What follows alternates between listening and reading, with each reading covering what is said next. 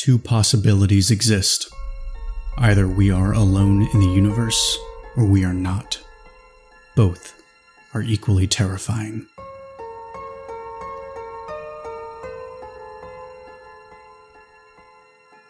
I knew the dangers of it all. Hell, they talked about orthostatic intolerance and the constant need for cardiovascular workouts to prevent the loss of consciousness while in space, but they never discussed the supreme sense of isolation that we would be experiencing. They told us about the millions of things that could go wrong on our maiden voyage, but of course they missed the problems that did occur.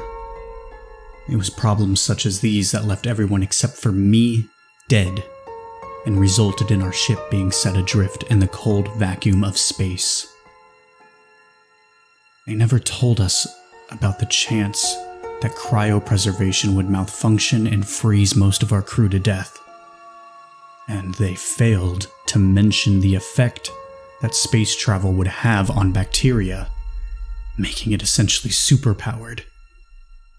They glossed over the possibility that the navigational system for the ship could lead us off course millions and millions of light years. I've given you all an overview of what left me the lone survivor on a ghost ship, but I feel like I should go a little more in depth here. My friends and family said I was always more focused on multitasking, so I guess it makes sense. I am recording one final report and my last words simultaneously. I'll start at the beginning. I was brought along on this space excursion to study the environment and atmosphere of any planets we might come across. I think the higher-ups must have had some other homeworld fantasies rattling around in their heads. They named our ship the Exogenesis, for crying out loud. I woke up from cryostasis about a week ago, and I went about the procedures we had learned in the academy groggily. I first made sure I had been woken up at the appointed time. Then I shakily got out of the invasion of the body snatcher style pod and stretched. It was a few minutes in a calisthenics that I realized that no one else was out with me. A cursory glance around the room revealed that all the pods were still sealed shut and frosted over. My heart immediately began to beat faster. They shouldn't have been opaque like that. I frantically opened the nearest pod and came face to face with the frozen death mask of MacCready. The cryopods must have malfunctioned in some way. Freezing and then rapidly thawing had completely lysed all the cells in his body. He was dead. And the machine had likely lost power for a brief moment and caused his cells to completely rupture upon such a rapid change in temperatures. The other pods, well, they were in a similar state. Each had been subjected to a rapid decrease in temperature that resulted in complete cell lysis. The entire crew was dead except for me. And how was I still alive? The cryopreservation system was linked to each pod. It was then that I noticed. There were 6.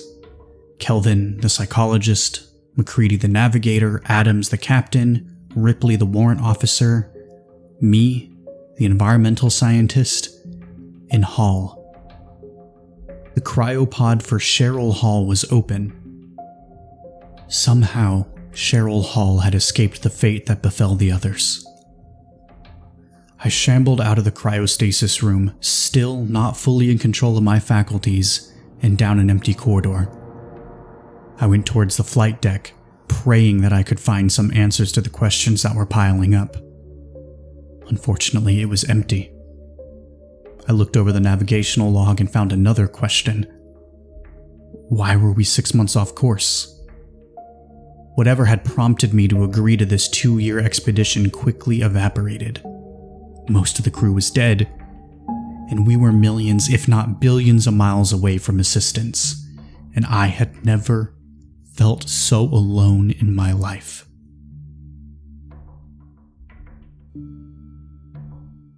I wanted to reset the course, or maybe turn the ship around and return back to terra firma. But the more I studied the controls, the more confused I became. Everything on the control panel was a series of switches, levers, and blinking lights.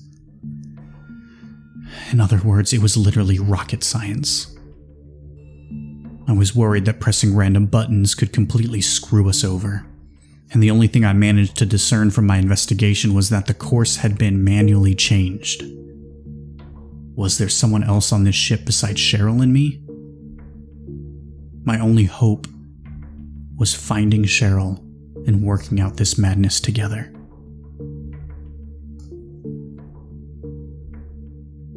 I moved towards the laboratory on my way to the mess hall. Cheryl had to be either here in the lab, in the mess hall, or not in the ship at all. I shuddered to think of her being gone via the airlock. I was truly terrified that I would be the only survivor on this ship, doomed to spend the rest of my life drifting aimlessly through space. I kept one hand on the railing to prevent falling face down on the metal grating that composed the walkways. I arrived in the small laboratory to find it in complete disarray. Someone had taken a lab stool and swung it around the lab in a blind, all-consuming rage. The autoclave, air hood for handling chemicals, and the centrifuge had been broken to bits. The shelf that held the series of bacterial samples that we had brought along to study their growth in space had been tipped over, and each culture individually smashed underfoot. Dried, rust-colored droplets of blood seemed to be flicked across the room as if the perpetrator had injured themselves slightly in the rampage. What the hell had happened here? I shuffled through the ruins of the laboratory to the mess hall itself, and at this point I was slowly regaining control of my appendages and mental faculties. The mess hall is the largest part of the ship. It's broken into 3 parts. One section for food storage, with enough supplies for a 2-year voyage. Another part was a dining hall, and the final was a garden with bed soil that went 3 feet deep to allow for renewable foodstuffs. Upon entering the dining hall, I was hit with the smell of decay and decomposition. My worst fear was realized when I saw her. What remained of Cheryl Hall was in a booth with her head resting on the table. A glass had tipped over, but the liquid had completely evaporated, or had been absorbed by her now bloated, festering face. Her stomach was tumescent from the built-up gases, and her body had already begun to putrefy. If I had to weather a guess, I would estimate that she died a few weeks ago. That smell was completely atrocious. It was a mix of rotten shit that insinuated itself around the booth that was her tomb. There was a small handheld camera facing her on the table. As I looked at what remained of Cheryl, memories flooded back to me. I remembered working with her in zero-gravity training. I kept glancing sideways at her. I recalled joking with her about the bureaucracy that held up the space voyage for so long. I remember her smile sent warmth throughout my core. Most of all, I remembered our last celebration before our maiden voyage. I remembered getting her alone in an adjacent hallway and pressing her up against a wall and nearly smothering her with kisses. I told her that I had wanted to do that the moment I had laid eyes on her. I remember pulling back from that passionate embrace and the look in her eyes. There was a hint of dreaminess, but also of uncertainty. My eyes flooded with tears, and deep groans racked my body. She was gone. Really gone. I could remember memories of her all I wanted, but that wouldn't change the fact that she was lying before me then. She was lying face down on the booth and rotting away to a skeleton. I crumpled to my knees and pressed my forehead to the grating as the sadness and despair enveloped me like a shell. I'm not sure how long I remained in that position, but eventually I regained some modicum of composure. Finally, I managed to rise shakily to my feet, and I avoided looking at her corpse. I knew that I would lose it all over again if I looked. And I'm not proud of what I did next, but spending all that time in stasis with no nutrition except intravenous nutrients had left me starved. I needed something solid to eat. So I left the body and moved to the pantry. I surveyed the sparse supply of food that we had left. There should have been enough food here to sustain us all throughout the ship, but a large quantity wasn't on the shelves anymore. How long had Hall been awake and alone on the ship? I gathered all the food that was there and did a quick inventory. There was enough food to last me a few months, and Hall wasn't a big drinker. They'd sent us out with a few bottles of wine to use for cooking and a bottle of champagne to celebrate his safe arrival. The champagne was almost empty, and there were 5 bottles of wine from the original 7. I ate some nutrient paste on crackers while thinking of my next move. I decided I would bury Cheryl Hall. There was ground in the garden, and the longer she was left out, the greater the chance of me getting sick from the bacteria that was growing on her festering corpse. She deserved the decency of a funeral. So I proceeded to the garden. The soil was only a few meters deep, but it would serve as a decent burial spot. The problem wasn't in the location, but in the tools themselves. There were a few tools essential for gardening, but no shovel. I had to resort to using a trowel. And she deserved a decent burial. She deserved the hard work, the back-breaking labor, the love. A few hours I spent hunched over the land, feverishly pawing the earth with a 6-inch trowel, and I was finally finished. I got out of that hole and stretched. Now was the time for the actual burial. I moved the body from the dining hall to the grave, and this was the moment I feared the most. I approached the body cautiously. When I was younger, I loved to watch those old zombie movies, and I guess some instinctual part of me was wary. I didn't think she would lunge at me from the booth and try and sink her teeth into me, but that logical and factual portion of my psyche wasn't able to completely disassociate myself from the idea. And I'm not proud to admit it, but I spent a few minutes standing over the corpse, paralyzed to inaction by my fear. Eventually, I managed to gather her up in my arms. I cradled her body to my chest. I desperately tried to keep my eyes forward and not meet her decomposed visage or smell her rotting corpse. Only once did my gaze meet her swollen, rotted face, and that was all I needed to see. I gagged and tore my eyes away from her body.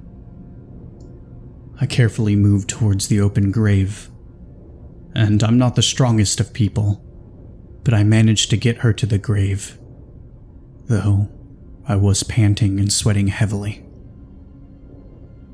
I tried to set her in the grave as softly as I could, but my arms had grown weak from carrying her so far, and my arms just gave as I lowered her and I dropped her into that grave. Her stomach ruptured and the odor hit me in a wave. I felt like something had actually punched me in the sinus. That's how bad the stench was. I couldn't help it, and I threw myself back and heaved the paste and crackers onto the earth next to me. I like to say I have a steel stomach, but there are some things in this world that can offend even my womanly sensibilities. I wiped my mouth clean and set about burying my friend. An hour later, I was finished. There wasn't much to tell. I cried over the disturbed earth and wept. I said, "I think I loved you." And there wasn't much else I could think of to say. We had worked together for the year before the initiation of our expedition, and other than that kiss we shared during our celebration, I hadn't known her outside of work. I wish I had. I'd hoped that this voyage would have given us plenty of time to connect and build a relationship. But didn't. I said a quick prayer and left the grave before emotions could overtake me and paralyze me again. Now my focus was on the tape that she had left. I was lightheaded from the strenuous activity, but I managed to make it to the booth and pick up the camcorder. After that, I went to the storeroom and fixed myself some more food to refill my recently voided stomach. I debated whether or not to play the tape. It felt like I was invading her last moments in words, but I decided that her last recording might hold some answers or clues to what had happened. I sat down with some crackers and meat paste and turned on the last recorded message. From the time of start to the end of the recording, I didn't touch my food. The recording opened with her face. She was looking at the camera and she looked haggard with bags under her eyes and a vacant stare. It was almost as if I was looking into the face of a completely different person. She always had a bubbly and vivacious persona, but this Cheryl looked melancholic and dead to the world. She said, "I'm dying. It doesn't take a doctor to see that. I can't hold food down, and I feel like I'm shitting out my soul. Dehydration is probably going to get me. If not that, then starvation. It started a while ago, but I know I only have a couple of days tops before I kick the bucket. It all started when I woke up early from cryostasis due to some horrible malfunction, months ahead of our destination." She continued, "I tried to reprogram my chamber and go back to sleep, but that was futile. I spent so much time lying in the pod and fiddling with the controls. No matter how hard I tried, I was unable to learn anything. I was so alone. I tried to turn the ship around, but I think I sent us off course and further from our home. I just wanted to go back." She broke into tears, which lasted a few minutes. "Instead, I shanghaied us, impossibly far from home." She managed to regain her composure before continuing. "This is all so fucked up. After a few weeks of solitude, I tried to wake someone up. I couldn't stand to be alone anymore. The silence was just so oppressive. I didn't know what I was doing. I thought just shutting off the machines would wake them." She winced and clutched at her stomach for a few seconds before continuing. "I just wanted someone else to talk to. I didn't mean for him to die. God, McCready, I'm so sorry." The realization hit me like a wave. McCready was dead because she tried to wake him up from cryostasis. Ripley and Kelvin, too. She killed them. I came across this camcorder for recording our voyage. It's ironic that I'm using it to record my last message. I mean, is that irony or coincidence? Shit, I don't know anymore. I can't think straight. My thoughts are getting fuzzy. I think I might have caught something when I smashed up the lab. I just lost it. The situation became too much for me to handle. I had to lash out. And I think there was something in those cultures. She grasped at her stomach and ran off screen. Hall came back a few minutes later, and she spoke slowly. One thing they don't tell you in training: diarrhea is not fun in space. I'm feeling weak. I've had this for a few days now, and I can barely think. She took a long drink from a glass of water on the table before proceeding onward. I killed them. We just kept drifting further and further, each day bringing us further out of range of home. It was a kindness, not having to wake up and be exposed to this fear, this hopelessness, this sickness. She looked directly into the camera and said, "It was the only kindness I had left to give." Hall rested her head on the table before she continued her dazed message. I couldn't kill her. I couldn't bear the thought. I stood over her body for hours, my fingers on the console. I didn't want to think of what happened to the others happening to her. God help me if I left her alive. I want to think that there still might be hope of rescue, but the rational part of me knows that this is just the delirium talking. I'm too exhausted to move now. I just wanted to tell you. Thank you for the kiss. God, I'm so thirsty. Cheryl Hall reached for the glass, but it slipped out of her hand and spilled on the table, washing over her face. She laid there, breathing raggedly and sending small ripples playing across the spilled water with every strained breath. I watched for a few minutes before fast-forwarding the tape. I fast-forwarded until I realized that she wasn't moving anymore. An hour elapsed on fast-forward and she didn't make the faintest of movements. The camera shut itself off after a certain period of inactivity. She was dead. Whatever Cheryl had contracted from smashing up the lab had killed her. A few days passed by, and I tried my best to figure out the ship's navigational system.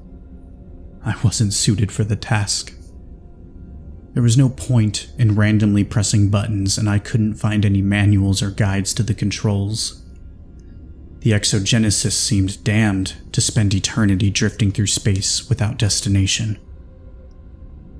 On the fourth day, I started to feel nauseous. I told myself that it was just my imagination. I couldn't have contracted the sickness from the destroyed laboratory. Too much time had passed for the cultures to survive. Could my contact with Cheryl Hall have infected me? On the fifth day, I knew that I had to be sick. I was sprinting to the toilet every 30 minutes, trying desperately to keep my food in my stomach, but the very thought of filling my stomach left it feeling roiled. I had to have some form of salmonella or something. I remember when I contracted the illness as a kid. The symptoms I had then mirror the symptoms I am now experiencing. Diarrhea, stomach pain, nausea. I just couldn't replenish my fluids fast enough and I started to suffer the effects of dehydration. I know the average person can survive without water for 3 to 5 days. I know my time is running out. On the 6th day, I walked to Hall's grave in the garden and I spit on it. Ambivalence raged inside me. This was the goddess that I had fallen over all throughout training. This was the bitch that infected me and killed the crew. It had to be in her digestive system. When she fell into the grave and split open like a ripe watermelon, I must have been infected. I left that grave knowing that there was nothing else I could do. And there was really nothing left to do. I spent the 7th day in a frenzy trying to keep my fluid intake up and pretend everything was going to be alright. But it's not. I'm dying. As I said, this is my final message to my friends and family. Doubt this will ever reach you, but I have a lot left to say that I don't want to go unsaid. There is nothing left here. I'm getting sicker and sicker. There's no medication for what I have. This is the only choice left. I'm not going to die like Cheryl, lying face down on a table in my own filth as I succumb to dehydration. I'm going to expedite the process. That's why I have a rivet gun with me. I don't have many other options here. I think I'm going to press it to the roof of my mouth and pull the trigger. See if that'll work. The rivets are only 3 or 4 inches long. I'm using this tape recorder so you don't have to see what I'm about to do. Oh, I also cracked open a bottle of Merlot. I doubt it's going to do any more damage than the sickness already has. I just need a bit of the old liquid courage to get the rivet gun into my mouth. I don't think the NASA eggheads who engineered the pneumatic hammer had thought of it as a means for suicide. It was probably to be used to repair the hull of the exogenesis should there be any damage. The wine is alright. Tastes bitter. I think I'll have another bottle. So, to my family. Sorry if this sounds a little slurry. Dehydration is taking its toll and the wine sure isn't helping. I wish I could hear all of your voices one last time. Space can be quiet. I hope you all remember the good times. And please don't remember me like this, crying into a fucking tape recorder, so far away with a rivet gun in between my legs. You know, this second bottle tastes a little better. Can't say I have the energy for a third. You know, there's that quote about space. Whether it's more terrifying to know that we were not alone or completely alone. Well, I think I have my answer. Fuck. I'm out of wine.